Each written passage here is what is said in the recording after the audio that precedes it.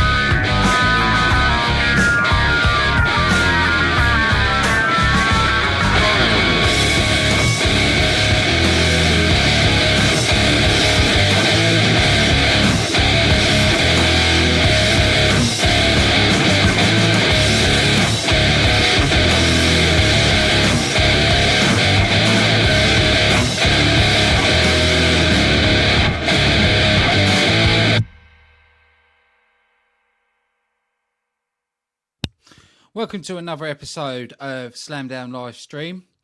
Today we're going to be covering everything WWE Roadblock. Now, normally I cover the WWE quite positively, but today it's not going to be so. For me, it was a very, very poor pay-per-view from the WWE. I've got to say, it's probably the poorest pay-per-view they've had all year. To me, it just felt like another extension of Raw. It didn't feel like a pay-per-view at all. Normally, the Raw pay-per-views, they normally make them last about 4 hours, but this was the same length as Raw, with only being 3 hours. Now, a lot of these matches we've already seen on Raw. They're repeat matches. There was nothing to be excited about. Like the kickoff match, they had Rusev taking on Big Kaz, and that ended via a count out. Right. You've been hyping this match up through the whole of Raw with the matches and building it up with Enzo and Rusev and leading towards this. And suddenly you're making it a count out. Right, so there's no like big ending or okay WWE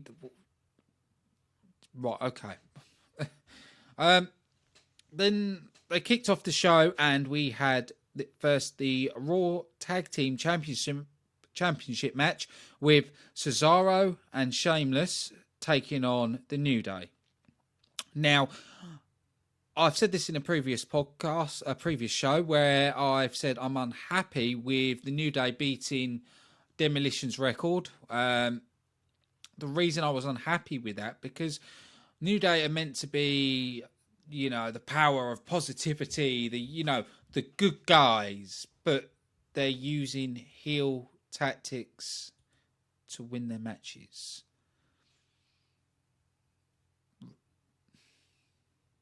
Okay. For some people that don't know, I do a lot of gaming and I do a lot of GTA, and with stupid stuff that GTA does, we call that GTA logic. I want to start a new thing now. Where they do something that doesn't make sense, we're going to call it WWE logic. We're just going to call it how it is. Right, okay, so. Right, so they decide to put the titles on Cesaro and Sheamus.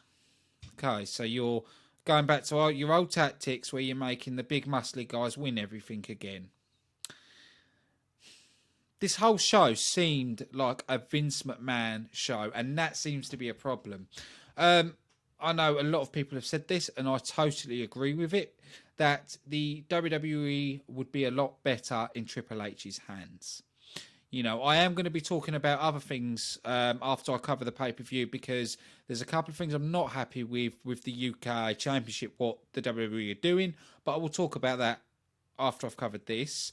So we're supposed to, you know, take in that Cesaro and Sheamus is our new tag team champions, okay? So you've buried the Luke Gallows and Ken Anderson. Ken Anderson? It's one of them days today. You decide to bury them each week, and then you're going to make this team beat the New Day. Right, okay. I'm going to say it, but the club would have been better staying in New Japan, because they're being wasted. Absolutely wasted in the WWE. You know, AJ Styles, well, we won't even get into that. Jesus. Great superstar, but no, they make it comedy with a stupid Ellsworth. After that, we had Sami Zayn taking on Braun Strowman, where the stipulation of the match was Sami Zayn must last 10 minutes with the big beast, Braun Strowman. Partway through the match, we saw Mick Foley coming down with a white towel to throw in the ring. Sami Zayn pulled the towel off Mick Foley, threw it into the audience. In the end, we saw Sami Zayn last 10 minutes, but the reason I think they've done this is not to put Sami Zayn over without pushing down Braun Strowman, without breaking, you know, to not make him look like a beast, without ruining the way they've been building him. To be honest, it's a 2-star match. The only decent match on the card was the tag team match, and that was probably about a 3-star match. That's probably 2 stars. It bored me. Seth Rollins versus Chris Jericho again. We're going to repeat the same shit we did on Raw. Yeah. Fuck's sake. Was another boring match.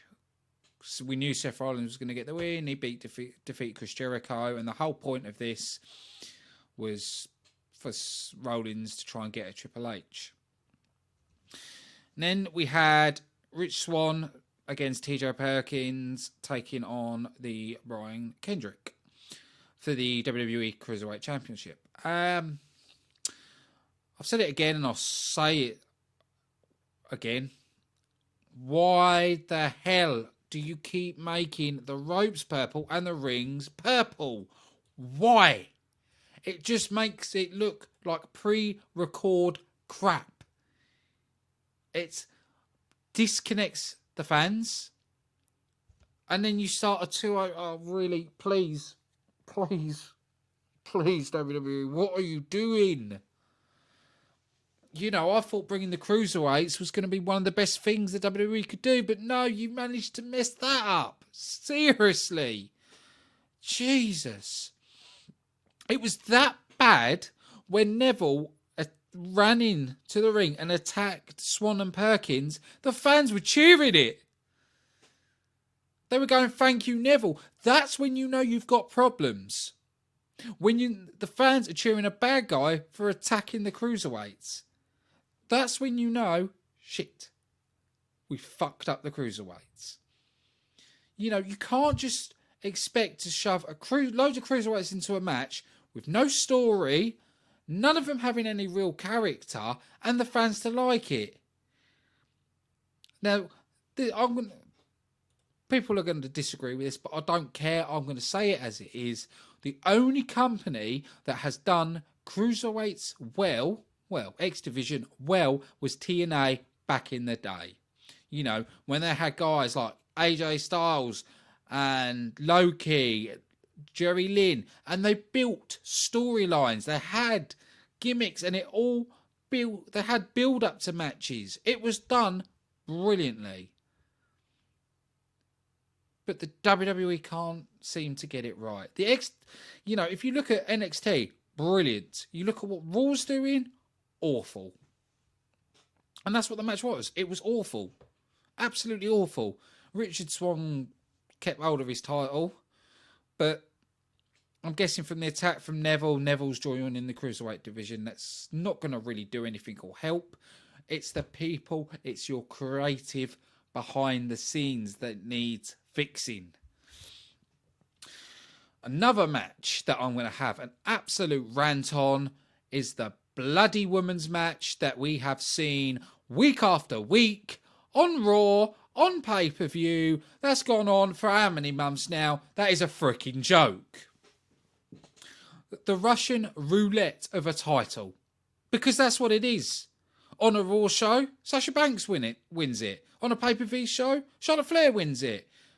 And it's gone back and forth, back and forth, back and forth.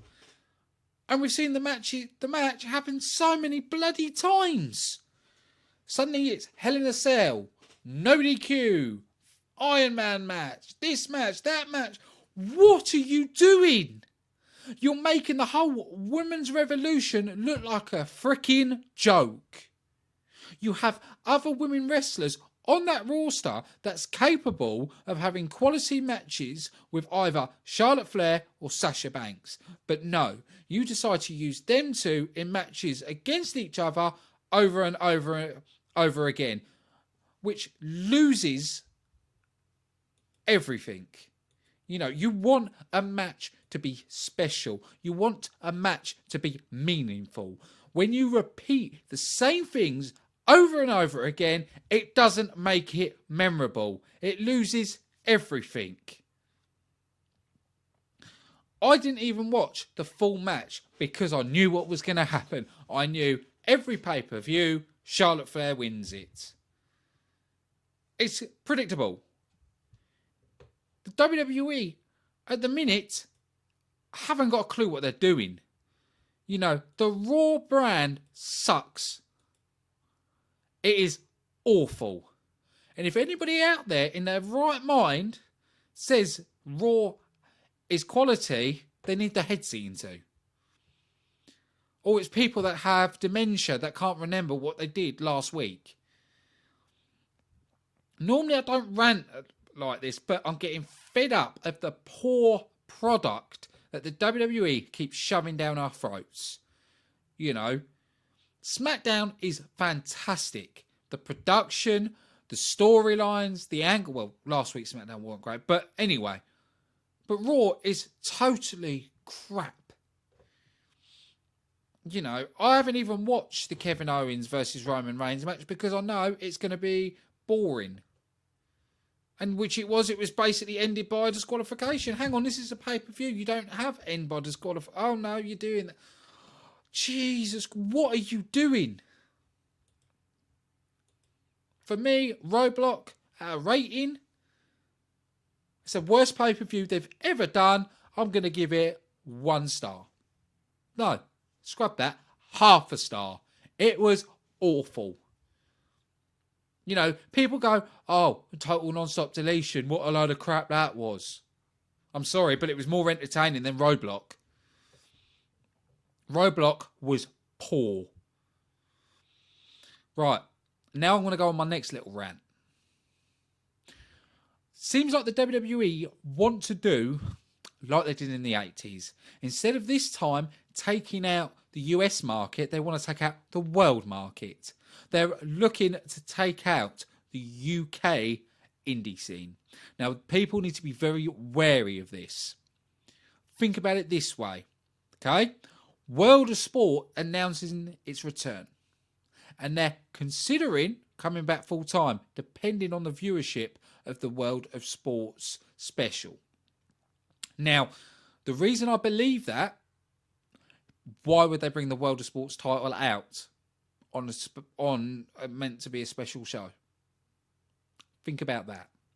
That shows me they plan to bring it back full term.